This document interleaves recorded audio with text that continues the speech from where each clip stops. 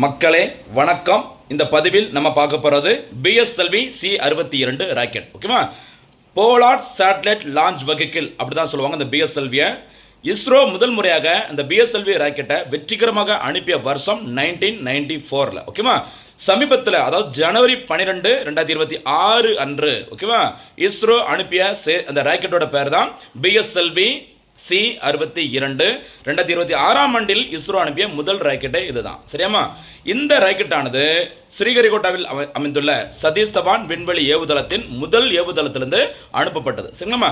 இதில் அனுப்பப்பட்ட முக்கியமான செயற்கைக்கோள் எது அப்படின்னு பார்த்தீங்கன்னா, defence research and development organisation என்று அழைக்கப்படும் DRDO அமைப்பு உருவாக்கிய EOS-N1 earth observation satellite N1 சொல்லுவாங்க. இந்த செயற்கைக்கோள் உட்பட, சரிங்களா, ஐரோப்பிய ஒன்றியம், ஸ்பெயின் 2 பேரும் சேர்ந்து உருவாக்கிய அந்த கிட் அப்படிங்கிற ஒரு விண்கலம் உள்பட 16 செயற்கைக்கோள்களை சுமந்து சென்றது தான் இந்த பிஎஸ்எல்வி C-62. பிஎஸ்எல்வி வரிசையில் இது 64 மறந்துடக்கூடாது. சரிங்களா? இந்த ராக்கெட்டானது சூப்பரா அனுப்புனாங்க ஸ்ரீஹரிகோட்டால இருந்து.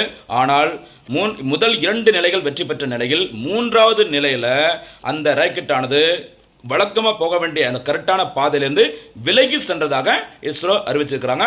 பார்க்கலாம் என்ன நடக்க போகுது அப்படின்னு சொல்லிட்டு. சரிங்களா? இந்த பதிவிற்கான கேள்வி, பிஎஸ்எல்வி என்பதன் விரிவாக்கம் என்ன?